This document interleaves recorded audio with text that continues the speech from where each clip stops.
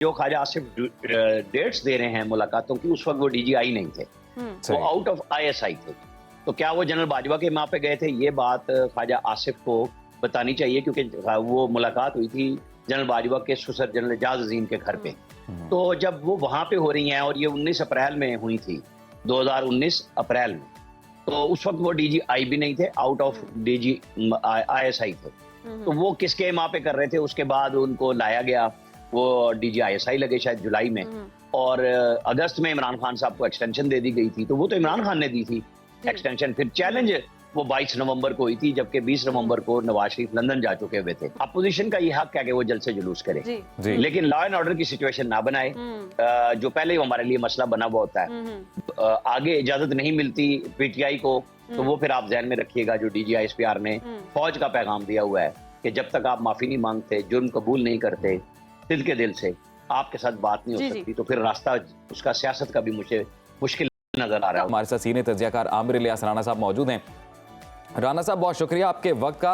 ये मुख्तलिफ खबरें जी इस वक्त हमारे पास। तो सबसे पहले एक और इतला जो आ रही है बानी पीटीआई के हवाले से, वो भी इसमें शामिल करते हैं और आपसे जानने की कोशिश करते हैं कि उनकी जानिब से ये कहा गया है कि जी जो फैज़ हमीद साहब की गिरफ्तारी हुई है और उनका जो भी ट्रायल चल रहा है, उन्होंने कहा जी कि वो वादा मुआफ़ गवाह बन सकते हैं और कोशिश ये की जा रही है कि पीटीआई के जो मामला है बिलखसूस उन्हें अब लेकर जाया जाएगा मिलिट्री कोर्ट्स की तरफ।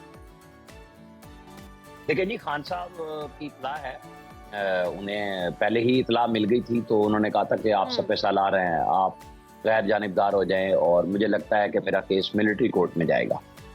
तो उसके बाद जनरल फैज़ हमीद की कोर्ट मार्शल की इतला आ गई और आज उन्होंने जनरल फैज़ हमीद को वादा माफ गवाह बना दिया। मुझे नहीं लगता कि जो प्रेस रिलीजें आई हैं आईएसपीआर की तरफ से कि उसमें जनरल फैज़ हमीद को कोई वादा माफ गवाह बनाया जाएगा, क्योंकि field general court martial announce जब होता है तो एविडेंस इकट्ठा कर लिया जा चुका होता है और अब वो उसके कानूनी मराहिल में है। जो आर्मी एक्ट के तहत जो प्रेसिडेंट ऑफ द कोर्ट होता है मिलिट्री कोर्ट का जी, वो एक जनरल साहब होते हैं और उनके साथ एक नंबर 2 होते हैं। तो वो काम शुरू हो चुका हुआ है। अब जो कोलैबोरेटर्स हैं, जिस तरह बताया जा रहा है कि 3 ऑफिसर्स को रिटायर जिनको अरेस्ट किया गया है और बहुत सारे लोग हैं जो शामिल तफ्तीश हैं, और आप इसमें अडयाला जेल का जो 10 रुकनी गैंग है उसको अलग ना समझिएगा, जो सहूलतकारी में मुलविस था, जिनको पहले वहां से खान साहब की ड्यूटियों से हटाया गया था। तो ये सारी चीजें कुछ बहुत लंबा टाइम तो नहीं लगेगा जी। लेकिन सरकारी तौर पे तो 2 ही प्रेस रिलीजें आई हैं। गैर सरकारी तौर पे आप और हम जितनी मर्जी बातें कर लें, लेकिन इशू ये होता है कि अगर झूठ है तो फौरन आईएसपीआर को उसकी तरदीद करनी चाहिए, क्योंकि चीजें लिंक की जा रही हैं 9 मई से भी। और जो उन्होंने कहा कि पोस्ट रिटायरमेंट जो सियासी एलिमेंट्स के साथ राब्ते हैं, तो जनरल फैज़ हमीद की दोस्तियां इस वक्त इस लिहाज से थी कि उन्होंने आखिरी वक्त तक जो जोर लगाया कि वो आर्मी चीफ बन सके, वो नहीं बन सके, और वो रिटायर होके बहुत सारे लोग जो नंबर में होते हैं लाइन में लगे हुए, वो रिटायर होते हैं फिर खामोशी से घर बैठ जाते हैं जी। लेकिन इनकी रिटायरमेंट के बाद खामोशी नजर नहीं आई, इनका सियासी लोगों के साथ राब्ता, तो वो बहरहाल ताना बाना पीटीआई से जुड़ता है। इसीलिए कभी खान साहब कहते हैं मुझे कोई परवाह नहीं है, कभी कहते हैं ये मेरे खिलाफ वादा माफ गवाह बनाएंगे। तो ये चीजें जाहिर करती हैं कि कुछ ना कुछ है जिसकी पर्दादारी है। तो राणा साहब, क्या दोनों सियासी बड़ी जमातों के साथ ताल्लुक रहा है? क्योंकि नून लीग की जानिब से भी राब्तों की खबरें आती रहीं। बिलखसूस ख्वाजा आसिफ साहब ने एक निजी चैनल के प्रोग्राम में कहा कि उनकी मुलाकात हुई थी और फिर उन्हें ये कहा गया था कि जी अब जो है आप हुकूमत की तैयारी करें, पंजाब में आपको दे देते हैं, फिर कुछ अरसे बाद वफाक में आपकी हुकूमत होगी। बिल्कुल हुई होगी, मुझे कोई डिनाई करने की जरूरत नहीं है, ना मैं इस पोजीशन में हूँ। लेकिन मैं ये बता सकता हूँ कि जो ख्वाजा आसिफ डेट्स दे रहे हैं मुलाकातों की, उस वक्त वो डीजीआई नहीं थे, वो आउट ऑफ आईएसआई थे। तो क्या वो जनरल बाजवा के वहां पे गए थे, ये बात ख्वाजा आसिफ को बतानी चाहिए, क्योंकि वो मुलाकात हुई थी जनरल बाजवा के ससुर जनरल एजाज अजीम के घर पे। तो जब वो वहां पे हो रही हैं और ये 19 अप्रैल में हुई थी, 2019 अप्रैल में, तो उस वक्त वो डीजीआई भी नहीं थे, आउट ऑफ डीजी आईएसआई थे। तो वो किसके वहां पे कर रहे थे, उसके बाद उनको लाया गया, वो डीजीआईएसआई लगे शायद जुलाई में, और अगस्त में इमरान खान साहब को एक्सटेंशन दे दी गई थी। तो वो तो इमरान खान ने दी थी एक्सटेंशन, फिर चैलेंज वो 22 नवंबर को हुई थी, जबकि 20 नवंबर को नवाज शरीफ लंदन जा चुके हुए थे। तो यहाँ पे कुछ लोगों का एकदम होता है कि जी वो तो बिल्कुल तय करके गए थे। जिन्होंने भी तय किया था उसमें इमरान खान पीछे नहीं थे। वो जो मर्जी कहें, अगर नवाज शरीफ गए थे तो भिजवाने वालों में ज़ाहिर मंजूरी तो काबीना ने दी थी, लेकिन वो बात कहने की है कि जी वो देख के गुस्से में आ गए कि जहाज में वो बिल्कुल ठीक जा रहे थे, प्लेटलेट्स नहीं गिरे थे। मैंने तो पहले दिन कहा था कि मुझे बताया गया है कि एक उड़न खटोला आएगा, नवाज शरीफ को ले जाएगा, तो वो चले भी गए और उसी उड़न खटोले पे गए जो हमने खबर दी थी उस वक्त। तो ये एक सियासी कोलैबोरेशन थी, लेकिन वो उस वक्त की रिजीम की मंजूरी से थी, क्योंकि वो मुश्किल में थे कि नवाज शरीफ जेल में है। इस कोलैबोरेशन का ज्यादा फायदा किसने उठाया? कहा जा रहा है कि इमरान खान ने ज्यादा फायदा उठाया या फैज हमीद ने इस्तेमाल किया, तो ज्यादा फायदा कहाँ आप देख रहे हैं? देखिए, सब अपने खिलाड़ी अपने अपने फायदे उठा रहे थे, क्योंकि नवाज शरीफ के साथ तो बरह रास्त कोई गुफ्तगू नहीं हो रही थी, तो गुफ्तगू में तो फिर जुबैर साहब बात कर दें, शहबाज शरीफ बात कर दें, और क्योंकि शहबाज शरीफ ही एम्बुलेंस लेके नैब लाहौर के दफ्तर में गए थे, नवाज शरीफ को वहां से जब नैब की कस्टडी से निकाल के और हॉस्पिटल की कस्टडी में दिया गया था, ठीक है। तो उसके बाद फिर कहानियां बनी कि इतने प्लेटलेट्स गिर गए, ये हो गया, वो हो गया। बहरहाल असल इशू ये है कि हुकूमत को स्मूथ चलाने के लिए जनरल बाजवा ने ये सारा काम किया, लेकिन वो जो आसिफ सईद खोसा साहब थे, उन्होंने 2 दिन बाद सारा काम खराब कर दिया। जब एक्सटेंशन को उन्होंने कानूनी जवाब को चैलेंज कर दिया, 3 दिन भौचाल रहा और फिर वो पार्लियामेंट की तरफ चला गया। हाँ, जनवरी 2020 में जरूर PMLN ने भी बाकी जो हुकूमती तादी जमातों के साथ थे मिल के, पीपल्स पार्टी के साथ सबने वोट जरूर किया था एक्सटेंशन के मामले को जी। और फिर उसी मामले में आगे चल के जब अदम एतमाद की तहरीक आई कि जब उन्होंने बताया भी सही DGISI जो आज बैठे हुए हैं और जो उस वक्त DGISPR थे कि हम तो सियासत में हुकूमत की मदद कर करके थक गए थे और हमने कहा था कि बस अब और नहीं होगा। तो ये लड़ाइयाँ थी जो आज तक जारी हैं। खान साहब का अच्छा, राना साहब, अभी आने वाले दिनों की अगर बात करें तो आपके पास क्या इतलात हैं इसी 9 मई वाले मामलात या फैज़ हमीद साहब की जो गिरफ्तारी है, फिर बानी PTI जेल में है, इन सारे डॉट्स को अगर कनेक्ट करें, आपको क्या लग रहा है? कोई आप प्रेडिक्ट कर सकते हैं सूरत हाल किस जानिब जा रही है? क्या कोई अपोजिशन का बड़ा एहतजाज आपको सड़कों पर नजर आएगा आने वाले दिनों में, या फिर कोई बड़ी गिरफ्तारियां इस मामले में होती नजर आएंगी? जैसे साबिक चीफ जस्टिस साकिब निसार का जो नाम है वो भी सामने आ रहा है और भी कई बड़े नाम आ रहे हैं। गिरफ्तारियां भी होंगी, एहतजाज भी होगा और लगता ही है कि इमरान खान मिलिट्री कोर्ट भी जाएंगे। अच्छा। और उनका केस अब वहीं जाएगा। ये सारे मामलात होंगे, उसमें देखना ये होगा कि अपोजिशन कितनी मुअस्सर मुहिम चलाती है अपनी। 22 का जलसा कैसा करते हैं, आगे लाहौर में जाते हैं, नहीं जाते हैं, क्योंकि बहरहाल अपोजिशन का ये हक है कि वो जलसे जुलूस करे, लेकिन लॉ एंड ऑर्डर की सिचुएशन ना बनाए, जो पहले ही हमारे लिए मसला बना हुआ होता है।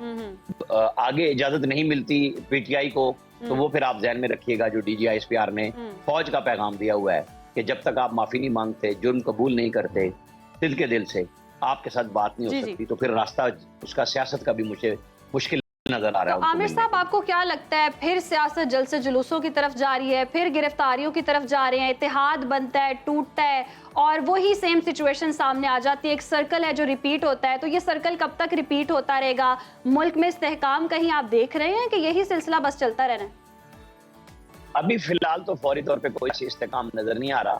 हाँ, 9 मई की तर्ज पे एक एहतजाज की कोशिश जरूर होगी अगर इमरान खान को मिलिट्री कोर्ट लेके जाएंगे। अब देखना ये होगा कि मुअस्सर इंतजामी इकदाम कंट्रोल हो सकेंगे, सियासतदान जो हैं वो अपने मुअस्सर एहतजाज को किसी इश्तियाल अंगेजी में बदलने की कोशिश ना करें, तो मामलात आगे चल के फिर कुछ अरसे के बाद सेटल हो जाएंगे।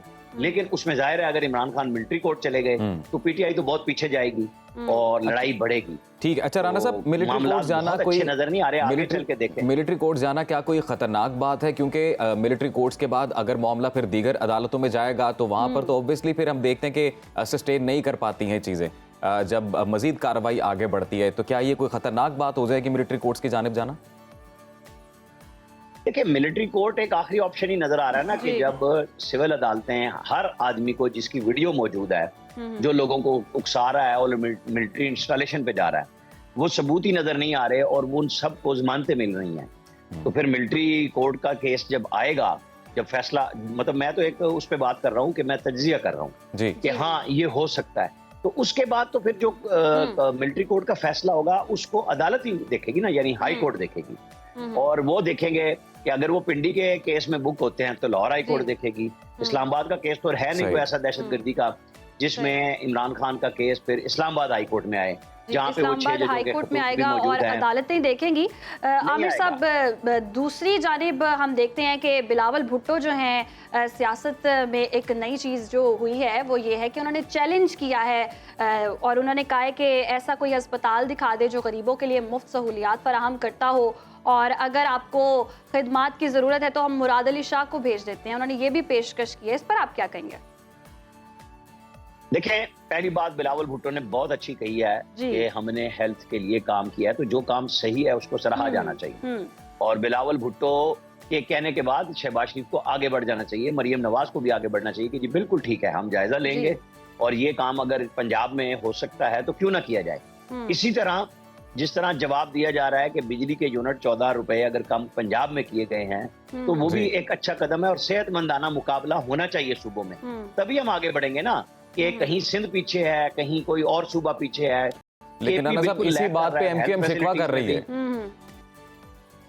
देखिए, मैं इसी को कह रहा हूँ ना कि शिकवा करने वाले करें। अब वो इत्तेहादिया मरकजी हुकूमत के, तो मरकजी हुकूमत के वजीर आजम ने 50 अरब रुपए की सब्सिडी दी है 200 यूनिट तक वाले को, जो सबसे बिल्कुल गरीब लोग हैं। सबसे पहला कदम शहबाज शरीफ ने उठाया, फिर मरियम नवाज शरीफ ने उठाया कि उन्होंने 500 यूनिट तक वाले को 14 रुपए यूनिट कम किया। और इस दौरान उनका इन 2 महीनों में जो सोलर पैनल का मनसूबा है पूरे पंजाब के लिए वो भी आ जाएगा, जो कि मुस्तकिल हल होगा। तो ये मैं तो समझता हूँ जहाँ सिंध से हेल्थ की आवाज आए, वहाँ पंजाब से बिजली के बिलों की आए, तो केपी क्यों पीछे रहे, सिर्फ बड़कों में क्यों रहे? वो बिजली चोरी के बिल क्यों पे करें? वो अगर सस्टेनेबल कोई काम करना चाहते हैं तो वो करें, आम आदमी की फलाह के लिए करें। यूनिवर्सिटियों की जमीनें बेचने की बजाय वहां पे लोगों को तनख्वाहें दें, जो मामलात हैं हल करें। तो केपी को भी आगे आना चाहिए, हर लिहाज से आगे आना चाहिए, वो भी पाकिस्तान का हिस्सा है। और इन सबको मिलके बलोचिस्तान के ऊपर ज़ाहिर है वजीर आजम को और तवज्जो करनी चाहिए, लेकिन वहां भी आम आदमी के लिए होनी चाहिए। हमेशा बड़े लोगों के लिए वहां मराद प्रोजेक्ट्स मिल जाते हैं, वज़ीर आला भी उन्हीं के लिए काम करते हैं। असल में जरूरत है, बिल्कुल भी बड़ी खूबसूरत बात राना साहब आपने की कि हमेशा से मराद जो है वो एक मखसूस तबके तक ही महदूद रहती हैं, बल्कि आम आदमी को कोई इसका फायदा नहीं पहुंचता है। आमिर इलियास राना साहब, बहुत शुक्रिया आपके वक्त का। सुनो पाकिस्तान को दिया और जो सियासी सूरत हाल है, जिस तरह से अनफोल्ड हो रही है ये सारे मामलात, उस पर अपना तज्जिया वो पेश कर रहे थे।